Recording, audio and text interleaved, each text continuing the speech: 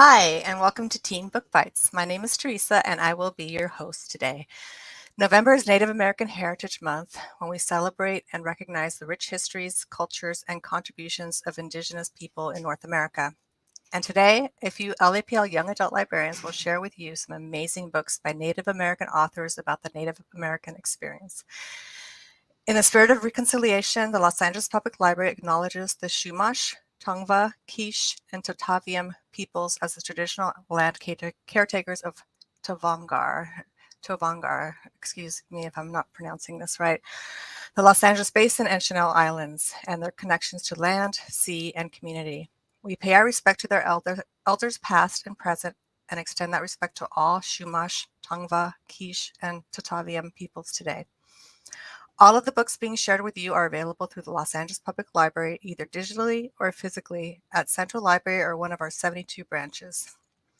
Okay, now let's talk about some books. First up is Amanda. We can't hear you, Amanda. Thank you. Sorry. Hello. Today I am very excited to share the book Drakata Warriors with you. This is an amazing graphic novel that looks like nothing else we have in our comic book collection. So let me tell you a little bit about it. Drakata Warriors is an indigenous futurist space adventure by Paul Coles, who is a Champaign and Ashihik citizen and Tatlan First Nations comic artist, illustrator, and printmaker from Haines Junction, Yukon Territory, which is in Canada. In Drakata Warriors, Indigenous Space Warriors Age, which is wolf, and Tsirki, which is crow, and other warriors from nearby communities fight the colonialist assimilationist forces of Space Quadedan. In addition to being a story with space battles and giant robots, Drakata Warriors is also a language revival comic written with the help of Indigenous language preservers from within the community. The text uses over 100 words, primarily from the Aishihik dialect, in addition to the glossary at the end, this lovely language key right here.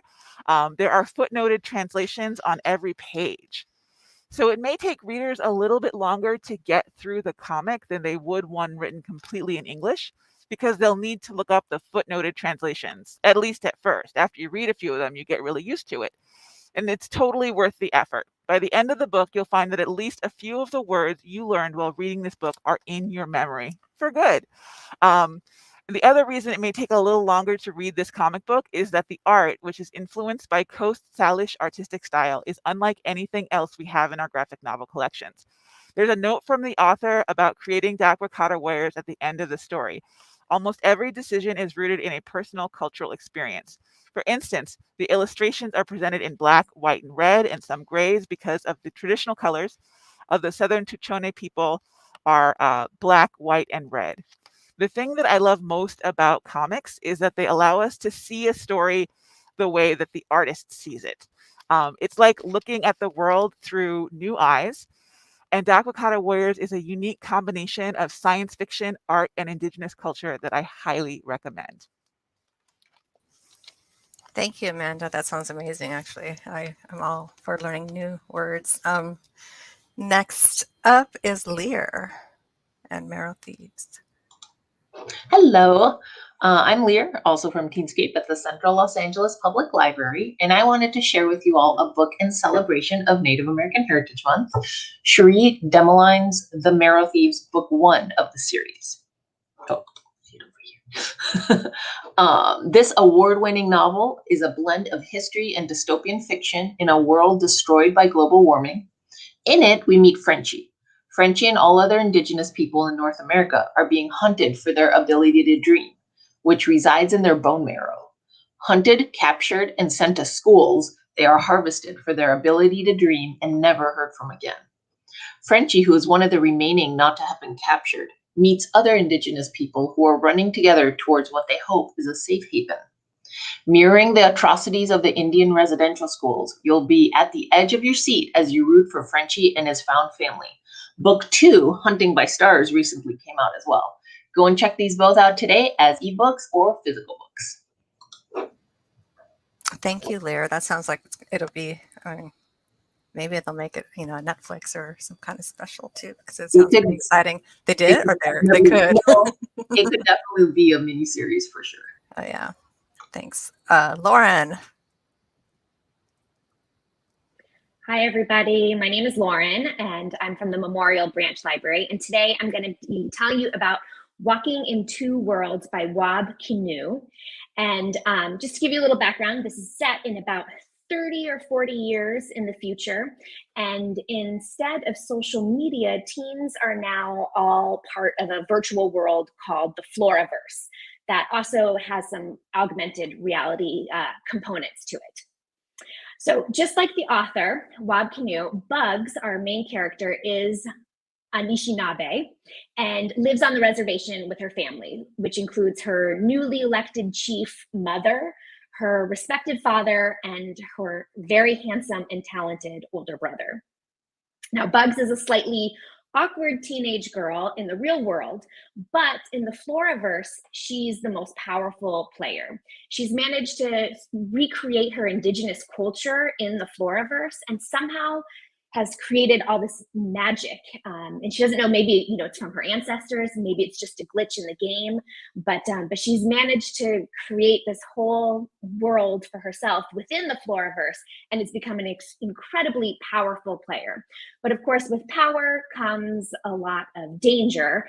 And so in the Floraverse, there is this large misogynistic clan that is after her power and is constantly bombarding her and trying to get her secret so they can strip her of her power. So when things start to go wrong in both the Floraverse and in her real life, Bugs has to figure out who she is and how she can fix both places. So just like the title, she's straddling these two worlds. She's walking in two worlds, the virtual world and reality, and having struggles in both places. Now, this book is great because it includes a terms and pronunciation guide and lots of great culturally safe resources for teens in both Canada and the United States. Parts of this book definitely reminded me of Ready Player One. So if you like that book, or you like books that are set in a sort of near future, which is almost scarily realistic, with a mix of technology, adventure, and mythology, then I would definitely recommend trying Walking in Two Worlds. Thank you, Lauren. That sounds amazing. I love sci-fi type books, and I loved Ready Player One, and I also love that she's a strong female character. We need more of those. Sorry, that was my phone. Next is Amanda again. Hi, everybody. It's me, Amanda, at Teenscape again. I did want to say real quick before I get into my next book that I believe I transposed the author's name. Drakata Warriors is by Cole Pauls. So if you're looking for it, Cole Pauls. So my next book is If I Go Missing, which is a real turnaround from the kind of adventure, space, fantastical sci-fi of Drakata Warriors, in that it is based in real events. And let me tell you a little bit about it. If I Go Missing by Brianna Johnny, with Nahani Shingus, with art by, and I might mispronounce this, Nishana Capo, represents a letter that no young person should ever have to write.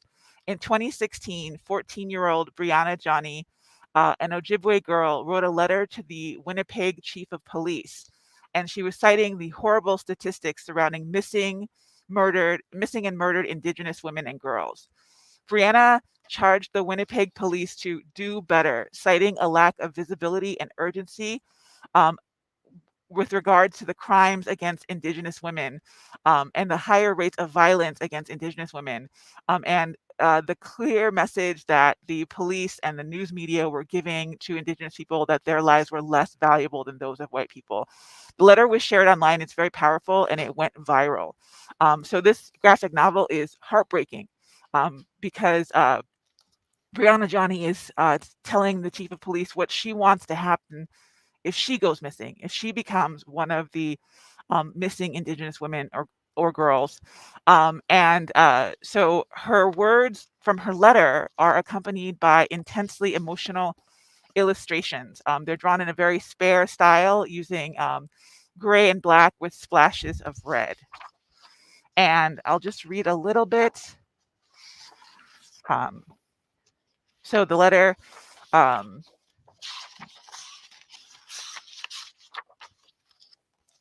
she says, if I go missing, do not use the words that make me the subject of the conversation I hear every time an Indigenous girl goes missing. Looks like another one of them ran away. She says, provide details that humanize me, not just the color of my hair, my height, and my ethnicity. Tell them that I have goals, dreams, and aspirations, and a future I want to be part of.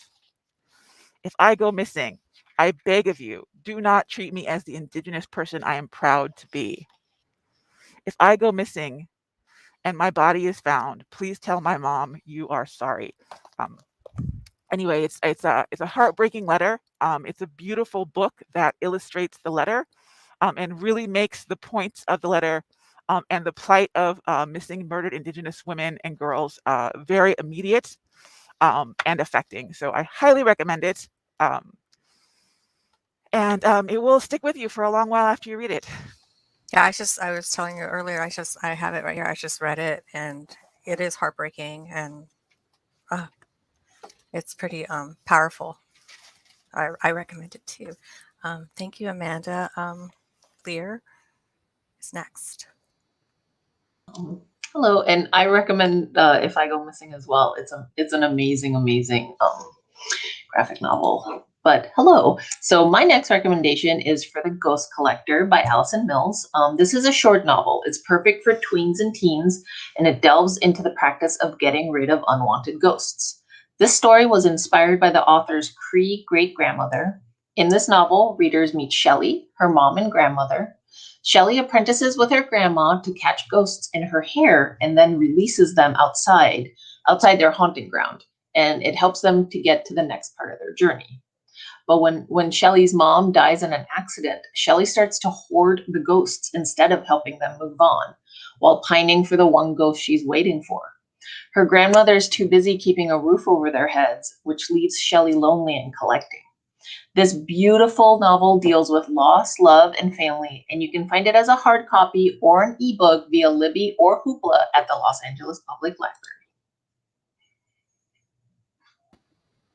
Thank you, Lear. And big thanks to all of our librarians for sharing some of their favorite books with us today.